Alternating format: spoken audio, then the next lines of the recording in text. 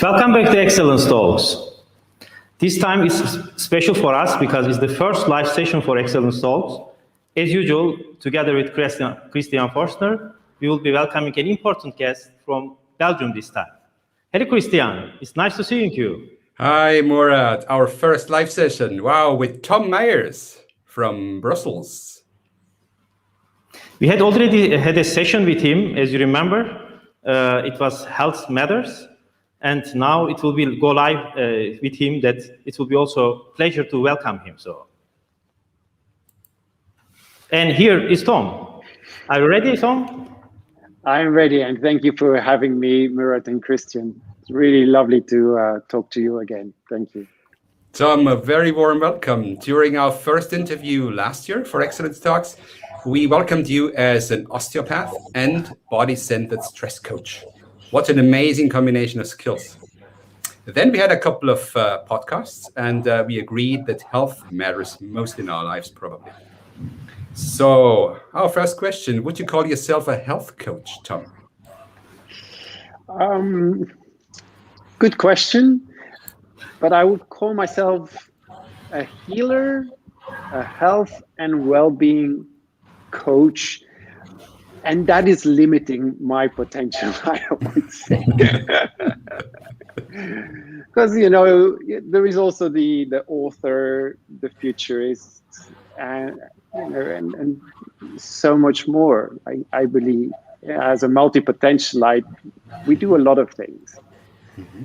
But at the end of the day, it comes down to healing, helping people becoming whole, to do that through health, because people must come into their health, and also through well-being, in the sense of why do we do what we do, to bring back the essence of what it means to be human and the human experience. But because I believe that we have a little bit strayed from that essence, from that deep sense of what it means, well-being.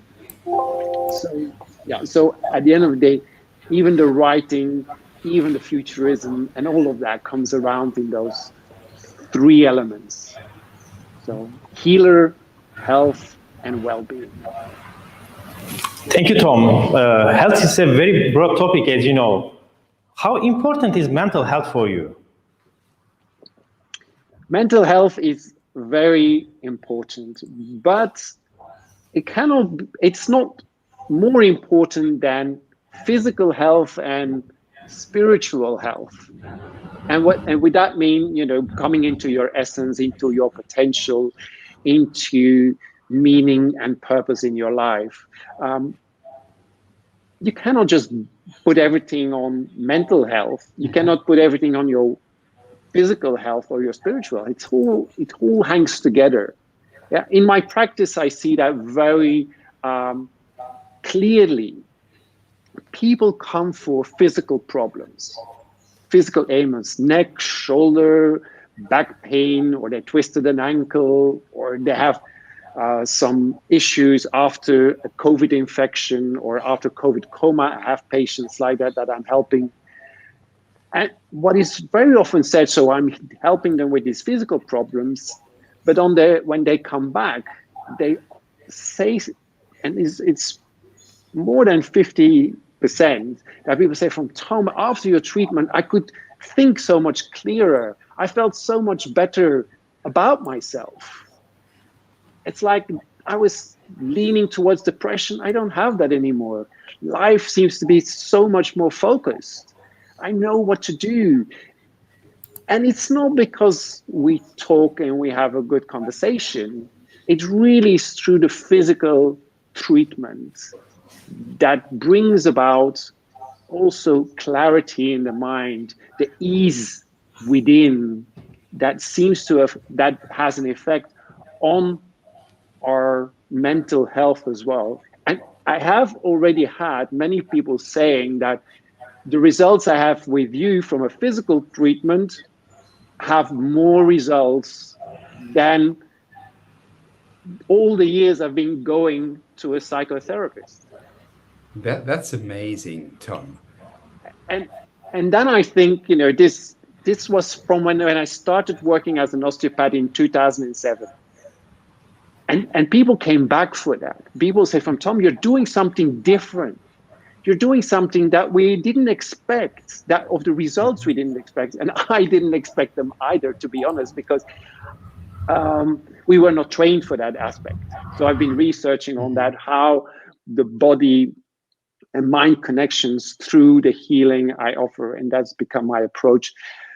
But at the same time, sometimes people now come and see and seek help for stress or anxiety, definitely these days with the COVID stress and COVID anxiety and going back into the opening of our world, and going back into society.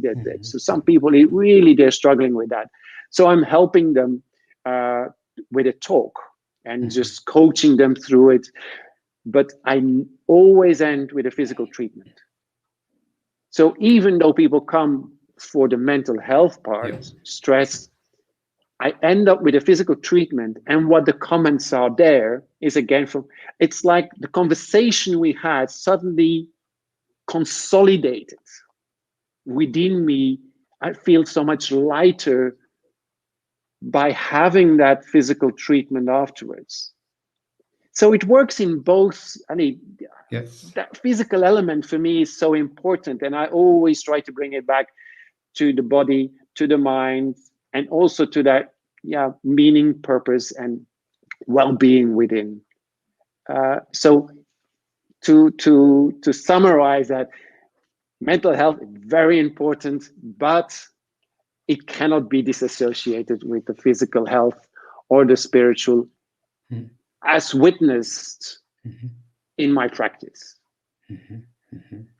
Just a quick last question on mental health.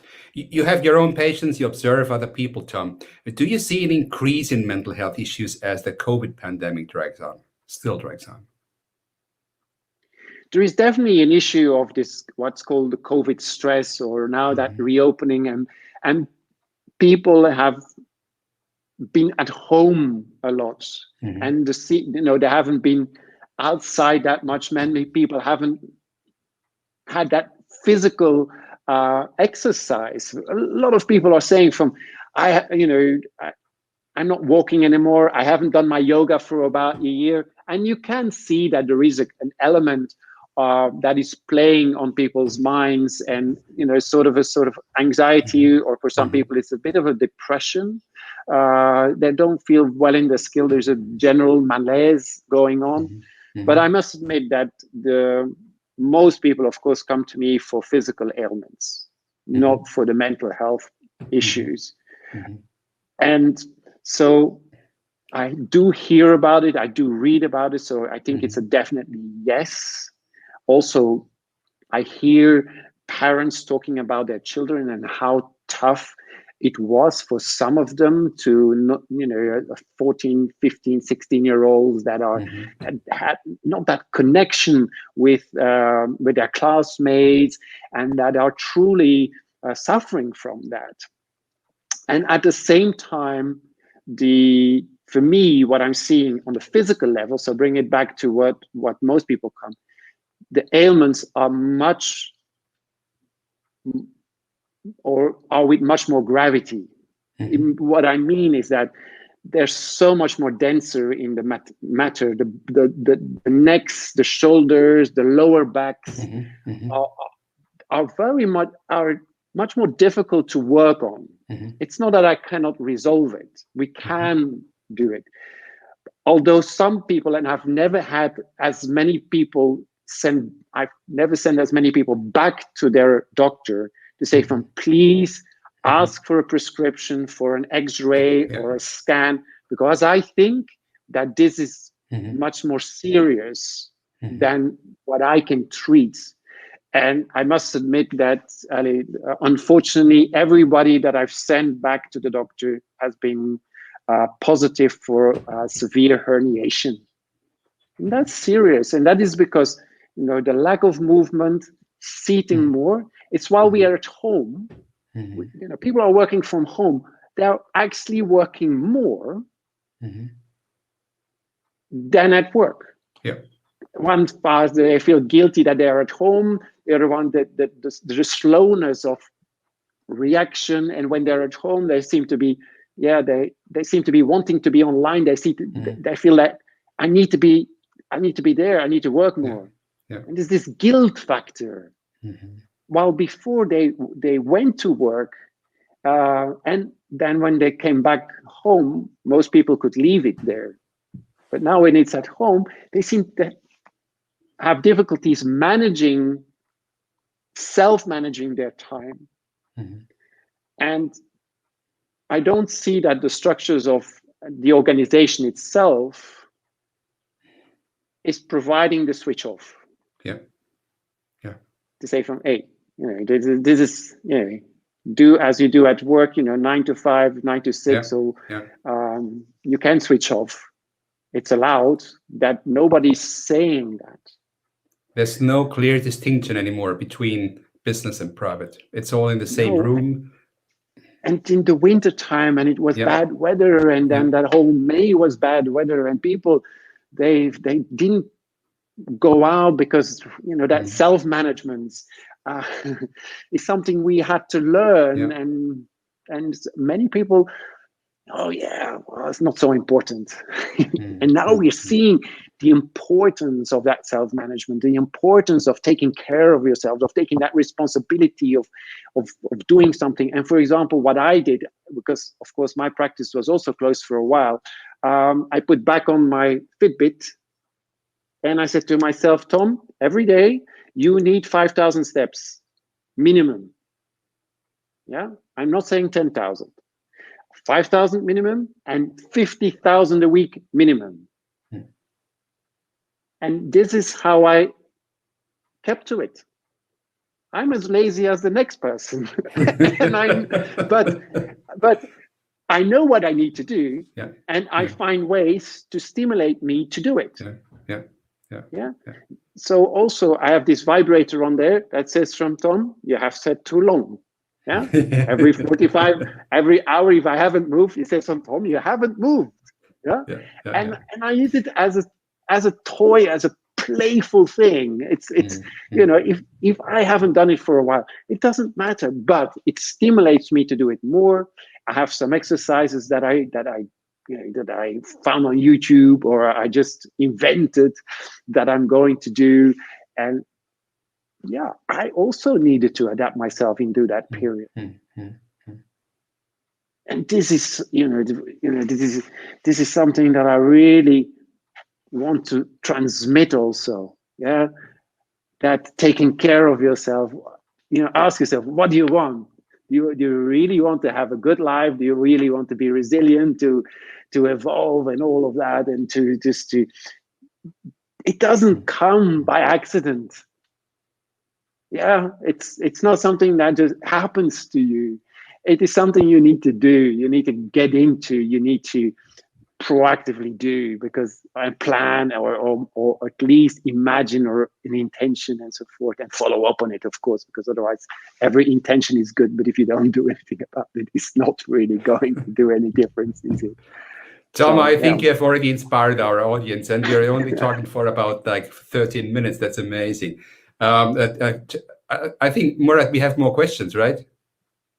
I see some of my patients are actually online. How fantastic is that? Thank you very much, Neil. That is fantastic to hear. Murat, we cannot hear you. Your mic is not working.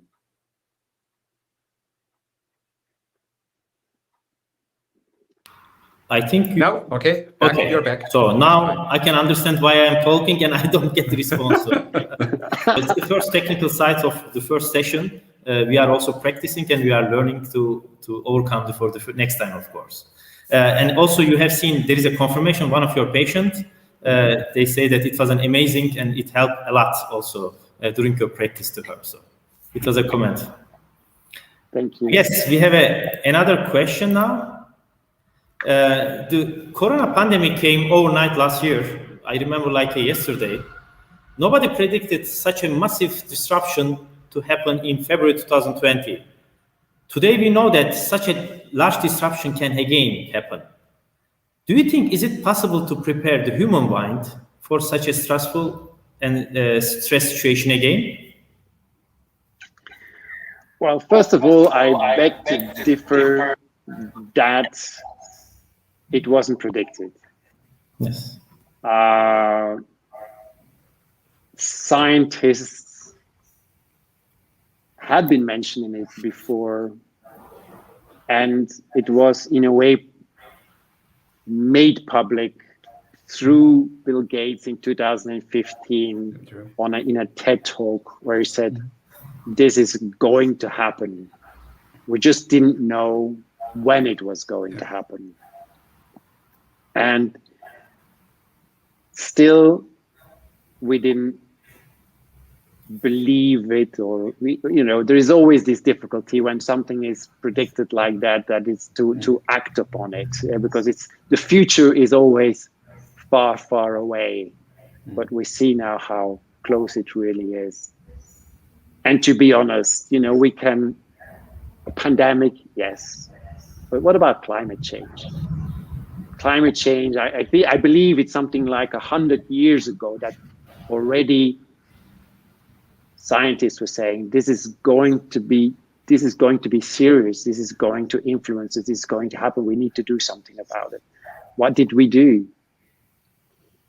Nothing. And we're still struggling to really get it. Yeah. But now we're seeing already some of the results.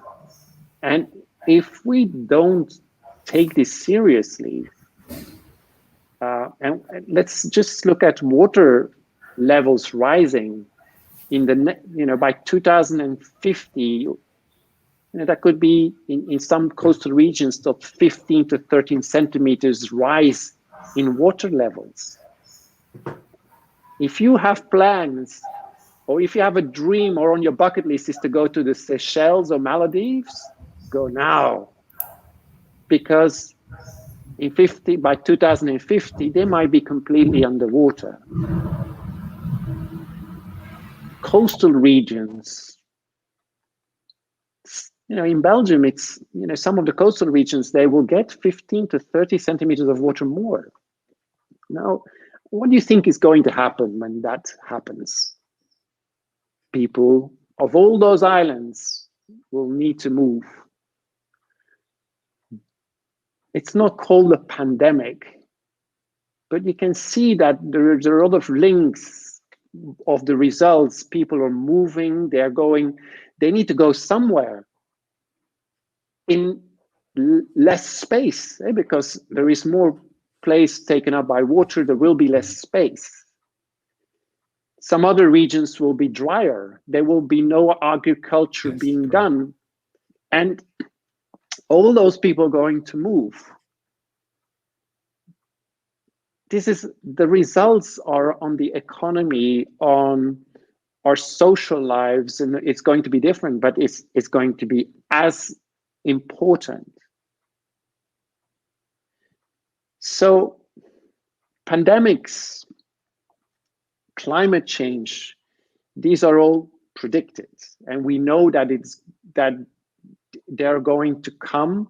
But we can limit the effects. We have to learn how to deal with these changes, with this evolution, with this not always very easy questions that brings along, and not always easy actions, but we really have to start to see that we have the power to still make a difference into preventing from worse to happening, anticipating that what is to come, and proactively doing something about it so it doesn't get out of hand. And that is as well on a governmental level as on a personal level, because at the end of the day, organizations are people, and we can't wait for the organizations to act. We need to proact. We need to start by ourselves, and that is health. Is also, don't wait for others to help you with your health. That is completely bonkers. Yeah, it's something you have to do yourself, and it's this mind shift that is needed. Yeah. That we come from a long time ago from this kind of small local organization, self-sustained ecosystem.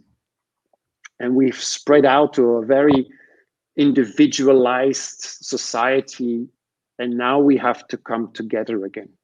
We have to come together as individuals and as a whole.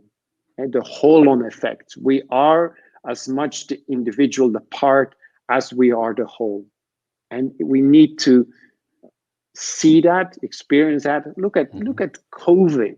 Look at how interconnected we are. COVID is somebody in China, or a group of people in China had a behavior, had made decisions, choices, and actions that has changed the world through other behaviors, through other actions, through interactions, and so forth.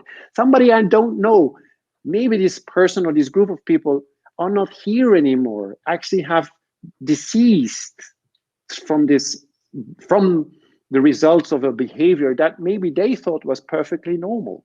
I don't think they woke up in the morning and say, I'm going to change the world. I don't think so. But they did. A group of people. I don't think it's an individual. I think it's a circle. It's decisions, choices, circumstances. There are, but of different people together. But at the end of the day, people just like you and me that did something that they totally thought was normal. Let's hope they did anyway, and changed the world.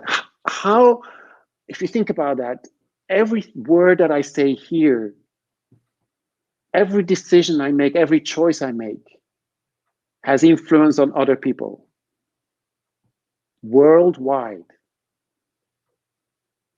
Who knows, my words may reach the International Space Station. So I maybe go outside of in space as well. Who knows what they're listening to? I don't know. Maybe they're watching.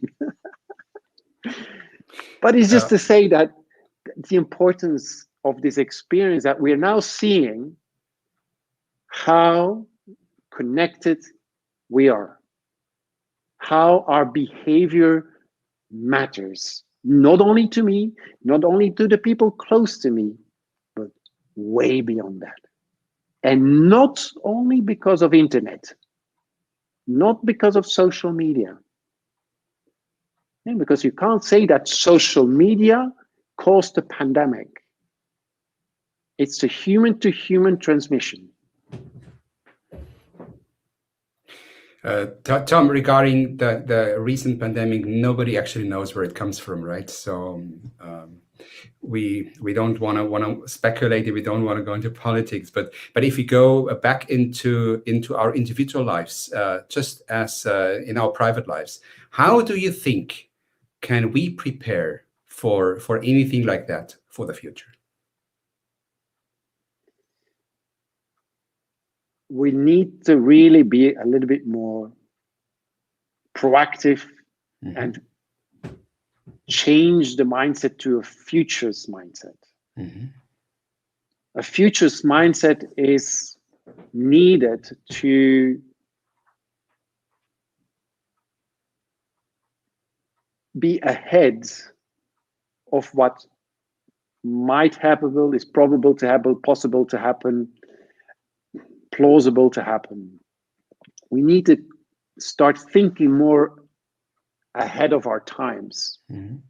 At the moment, we are into this presentism. It's more of a now we need to, we're focusing on the here and on the now and on the experience and social media to have instant gratification. But of course, all of that influences our future. So we can go from what we're doing now is past, present, the future is a continuation of that. But I don't think that is going to end very well. Because the environment through to technological changes and climate change is changing very, very fast. Much faster than we are evolving biologically. So the solution is to go to the future, to 5, 10, 20 years from now, and start already to think about, what do you want that future to be? And if I relate it back to my work as a healer, health and well-being coach, I say, what do you want to feel in that future? What do you want to feel? And I say what, not how. I say, what do you want to feel? And then to say, from what do you need to feel that way, and start working towards that. But the importance is also that the future is not defined, so it's futures. There are many options. So we need to create future scenarios. Have a look at what climate change, what is written about the next 5, 10, 15, 20 years, what are they predicting? Yeah, and see from, okay, have a look at technological transformation, what they're saying that is going to happen, what is going to be in the next 5, 10 years. How that is going to affect you all. Imagine what, climate change, and the waters are rising, and there is this mass migration happening. How are you going to feel about that? How is that going to influence your life? Is that going to be influencing it positively or negatively, or don't you just care? I can't imagine you don't care. But as about your job, go on replaced by robots.org, I think it is. Go there and find your job and see the likelihood of that your job will be automated in the next 5 to 10 years. Yeah, this exists today. You can look it up. There's several websites that give that percentage. So that is that part of that anticipation. Right? So you can anticipate that a certain job, like the driver, checkout of a supermarket, that all those jobs might be gone, or at least that the amount of people that they need are going to be less. If you're one of them, you know that is going to happen. So you can anticipate and say, okay, that's going to happen. I'm 40 years old, and in the next 5 to 10 years, that's going to happen. And I still have, after that, I still have 17 years to go to work. Yeah, what am I going to do if it's not that? So then you can start working on preventing that moment when it happens becomes a stress factor. If you can anticipate that is going to happen because you have the information, we have the information today, we can find that information. Then we can save, and then we can prevent it by aligning our decisions, our choices, and our actions towards that moment, that when that happens, or even before, that you have the needed skills for the jobs that will be available at that time. Or that you find alternative ways of working or doing something that sustains you and the finances that you need to feel well. Because at the end of the day, we need a certain amount, and it depends on where you live. We need a certain amount of finances to have the roof over our heads, to be able to eat and to do the things we like to do. And that is how it works, Christian and Murat. It's really instead of this present focus, we need to have that future focus. And the good thing about it is that the more that you do that, the more benefits you get. The future is a stress management tool because of what you can prevent, what you can anticipate, and so you can work towards proactively. Yeah, because any decision, this choice you make today, if it's just thinking about the present or not, or about the future, it's going to influence the future no matter what. So you might as well make decisions that are actually beneficial and do things that are actually beneficial for your future. Right. For your health, for your well-being, for your environment, for your for your work, for your meaning, for your purpose, there's so many things that have benefits. And let me just give another quick example of that, because we hear a lot about mindfulness. Yeah? And mindfulness for me sometimes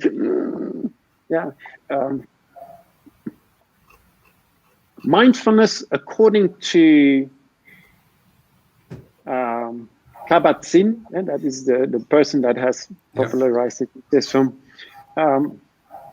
is bringing more awareness in the present. In the present, not on the present. It's a difference. So in the awareness in the present, so that can be about the future as well. So what you say is the perspective matters. Yeah, but when I see my patients, when I talk about the future, they say, no, I'm mindfulness and the present and so forth, and it's about, but they put it on the present. It's like, no, we may not think about the future. Wrong. Okay, brushing your teeth. Yeah, you brush your teeth mindfully, so you're aware. But why do you brush your teeth? It's so that you don't get caries or bad teeth later. And the bonus in the present is a good breath. Yeah. But the reason why you brush your teeth is not really for the moment itself. Yeah. Or the origin of brushing your teeth is so that you don't get bad teeth, which is for the future. Yeah.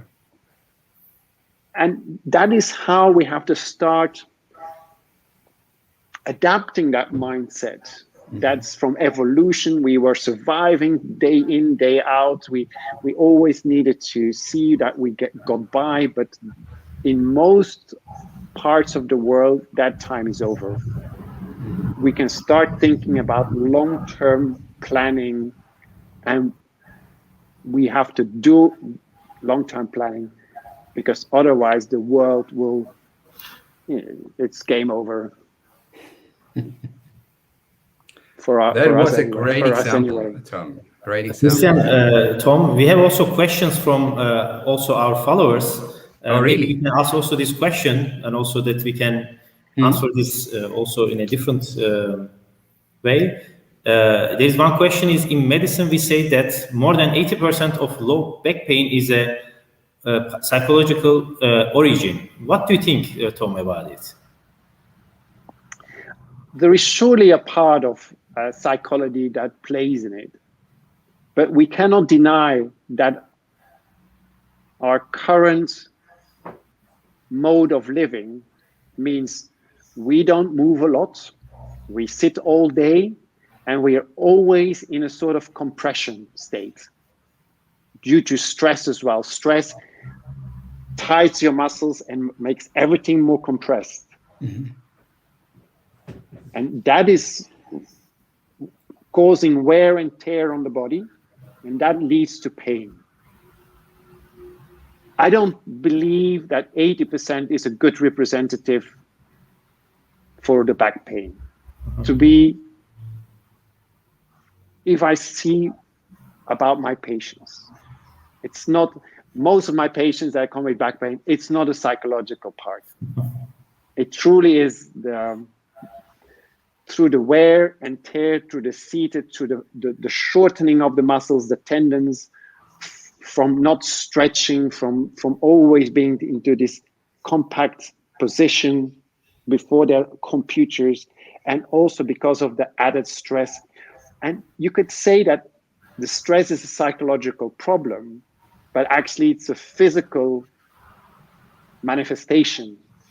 Right? The autonomic nervous system, it's not psychology, it's not the mind, that's physical. Adrenaline is a physical manifestation. Cortisol and the results on your heart, on your digestion, on your immunity, if it goes too long, all of that is physical manifestation.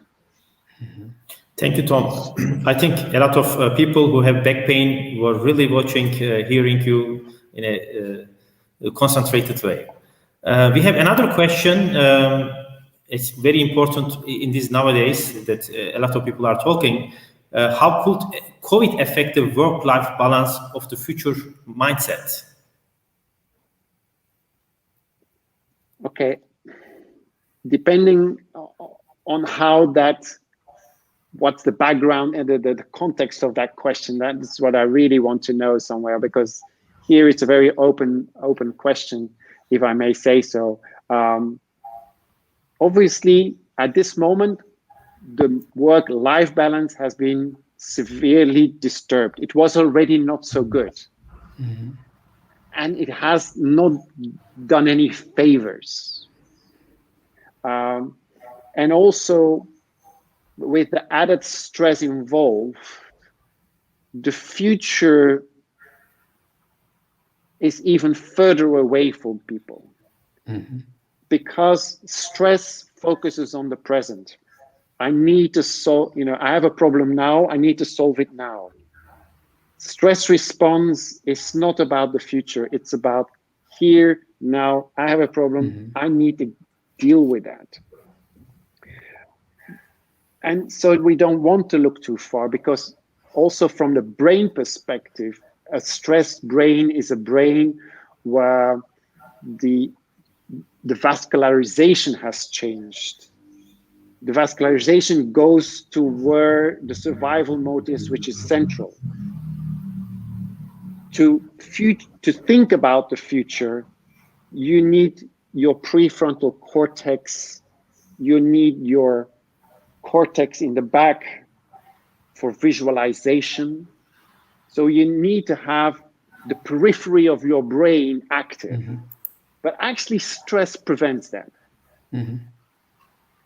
So you need to work on the stress response so that is resolved. And that is what I do in my practice. I help people with that. That is my specific talent in my physical work, to release the system, the autonomic nervous system, so that, and through the other things I do, so that the body and that kind of the whole brain becomes back into ease and openness, so that there is back blood flow and oxygen and glucose coming to those parts where you actually can think. And also that work-life balance and the future mindset. The future mindset is also planning for the future. But who wants to plan for the future when the future is unknown, uncertain? It is actually uncertain, because we can plan something, but we can plan to go to France for a holiday, and France can say next week from now we're closing our borders. Yes. But does that mean that you should not plan?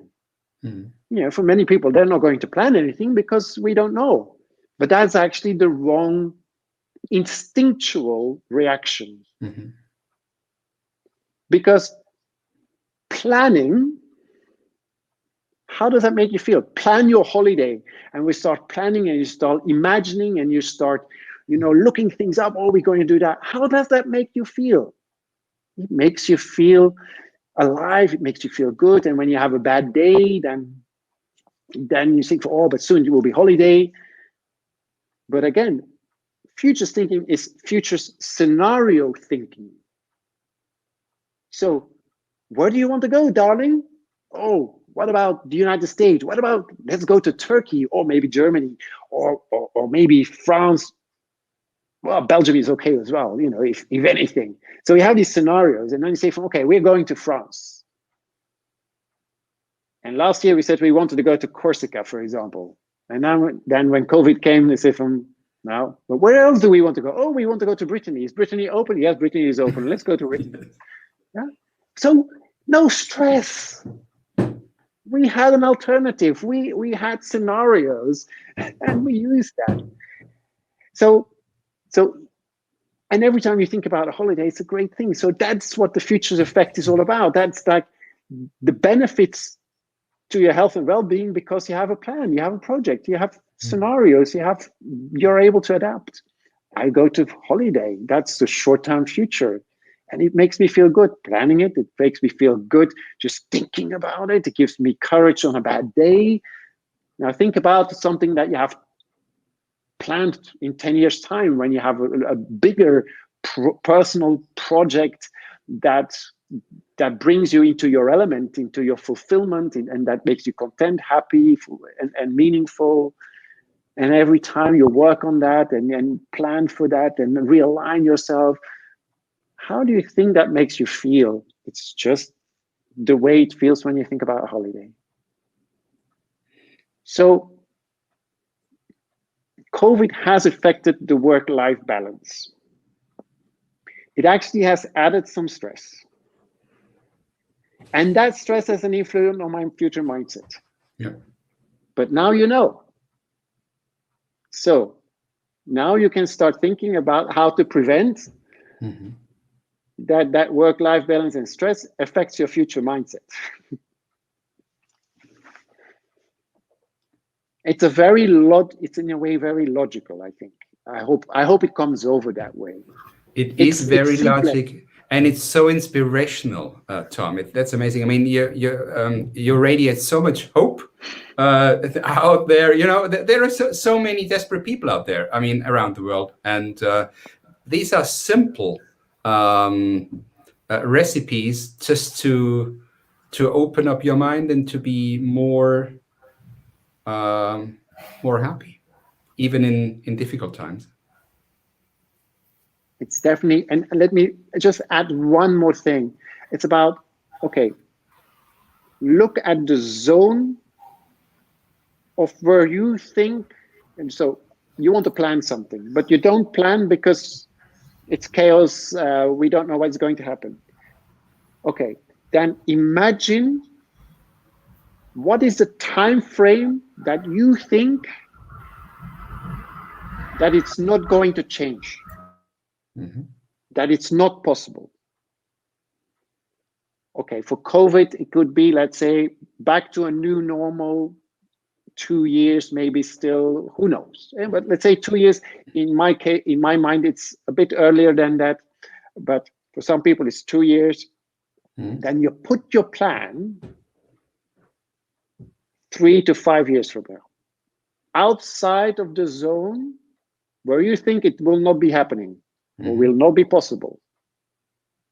You won't put it to the zone of potential and possibility. And then you say, from what do I want then? What do I really want to, what do I want to feel? What do I want to live, experience, to what I want to have, what I want to be? You fill it in. What do I want? And start working, aligning your decisions, choices to make that happen. And it can come much earlier than you think. Yeah. But you have to put it outside that, where you think is not possible. It's very important. So that's why it's so important to think about long-term futures. Yeah. Thank you very much. This is why I keep saying futurize yourself. This is a famous quote from Tom Meyers, I think. Right? This is what it means. This is what it means in practice, Tom. That's what it means in practice. Futurize yourself, indeed. Yes. Murat? I think we can talk maybe until morning, probably. and we have plenty of questions, but probably we can keep it for the future sessions with you. Thank you very much, Tom. It was a pleasure to have you in Excellence Talk. It was an excellent insight to our followers. We are sure that they will be using these practical advices in their daily life, and they already have their own mindset for futurize yourself. Thank you again, and hopefully that we will be talking very soon for another session with you. Thank you very much, Christian and Murat, for having me again on Excellence Talks. It's always a pleasure, always inspirational for myself as well. Thank you. Tom, great inspirational and great help. Thank you very much. Thank you. Have a nice evening. You're welcome. And to all, have a lovely evening and be good to your future, to yourself and your future always. Thank you.